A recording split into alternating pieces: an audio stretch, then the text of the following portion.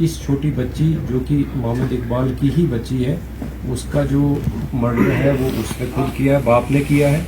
और उसको हमने हिरासत में भी फॉर्मली अरेस्ट किया। और ये कहानी निकल के आई कि चूँकि ये जो इकबाल जो है अपनी बीवी से पिछले 1 साल से इनके बीच जो काफ़ी पर्सनल इश्यूज़ को लेके लड़ाई होती रहती थी, मैं तू भी होता रहता था, इवन फिजिकल असल्ट भी होता रहता था। इसी शाम को जब 29 तारीख को जब इकबाल चूँकि पेशे से एक ड्राइवर है, गाड़ी चलाता है सोमो, वो घर लगभग 4:15 बजे के करीब जब घर आया, उसके बाद उसने जो शाम के लिए जैसे गांव में होता है कि लकड़ी काटी जाती है या दूसरे कोई और डोमेस्टिक काम जो है वो किए। और जब 6 बजे के आसपास काम खत्म करके फिर अपने घर में पहुंचा तो बीवी के साथ दोबारा से क्योंकि उस सुबह भी उसका झगड़ा हुआ था और शाम को फिर से उसका काफ़ी लड़ाई हुई, आपस में बहस मुआवजा हुआ और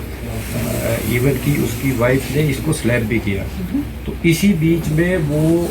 जो एंगर जो है उसका, वो अनकंट्रोल्ड एंगर जो आया, उसने चाहा कि वो अपने आप को मर्डर करता, बट वो एक नाइफ लेके वहाँ से निकलने की उसने ये बहाना किया कि मैं अपने गाड़ी का जो टायर है वो पंचर हुआ है और उसको पंक्चर को मैं ठीक करवाऊंगा। तो वो वहाँ से अपने घर से निकलता है, जिसको जाते वक्त उसके ब्रदर शौकत जिनका नाम है, इसकी वाइफ, उसके चाचा,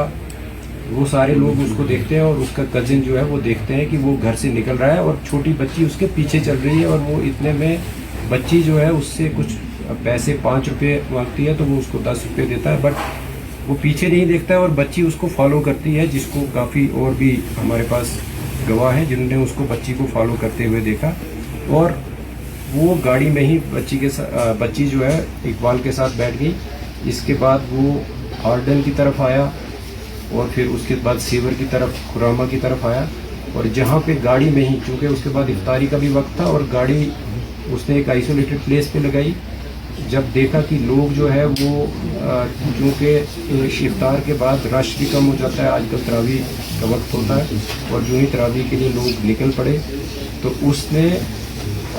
ये सोचा कि लड़की मेरे साथ है, अगर मैंने भी अपने आप को ख़त्म करना है तो इसका क्या करूं। और वो जो आउट ऑफ रेज जो है वो पहले बच्ची का गला घोंटा और बच्ची जो है उसकी डेथ जो है उसी में हो गई। और वो अपनी सोच को बदलते हुए सोचा कि बच्ची को मैं कैसे किसी जगह, ऐसी जगह रखूं कि वो उसकी डेड बॉडी जो है वो मिल जाए और फिर मैं अपने आप को भी ख़त्म करूं। बट जब वो वहाँ पे डेड बॉडी को अपनी गोद में उठा के अपनी गाड़ी एक रोड के साइड पे लगाता है और वो इस शेड पे जहाँ पे आखिर में डेड बॉडी मिली है वहाँ पे रखता है। वहाँ पे चूँकि इसने पहले ही अपने आप को ख़त्म करने के लिए चाकू जो है अपने घर से लिया था और उससे फिर अपने इस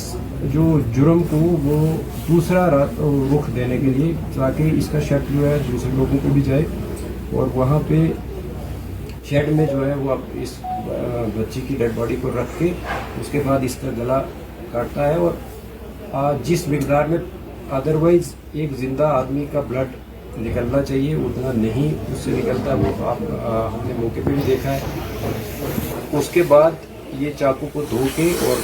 अपने पास रख के फिर जाके अपनी गाड़ी को लाके हिस्बे मामूल जहाँ पे ये गाड़ी को रखता था वहाँ पे ही गाड़ी को दोबारा पार्क करके जब घर जाता है, उसके बाद ही घर वाले इसको पूछना शुरू होते हैं कि बच्ची आपके साथ गई थी और बच्ची कहाँ पे है। तो वो ये बहाना बोलता है कि बच्ची मेरे साथ नहीं थी। अलबत्ता चूँकि 3-4 लोग जो मैंने पहले भी जिक्र किया कि जिन्होंने उसके फॉलो करते हुए देखा था बच्ची को,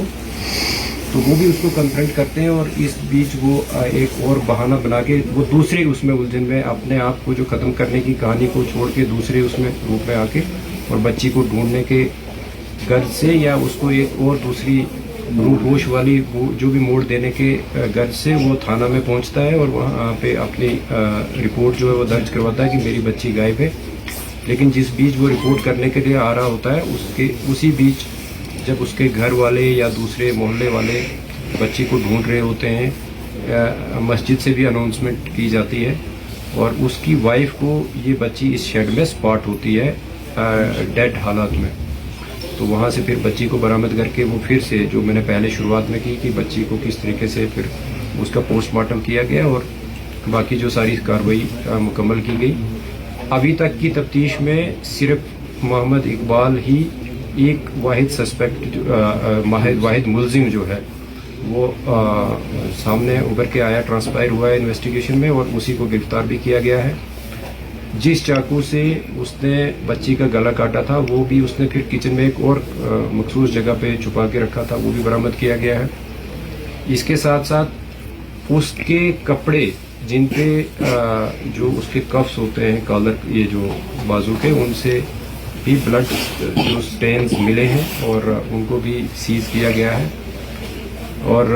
जहाँ जहाँ पे वो रुका है और जिस तरीके से हमने टेक्निकल जो एविडेंस को कलेक्ट किया है वो बिल्कुल कॉरोबरेट होता है कि वो कहाँ कहाँ गया था और किस किस कौन कौन सा उसका मूवमेंट पैटर्न रहा है, वो भी सारा इस्टेब्लिश हुआ है।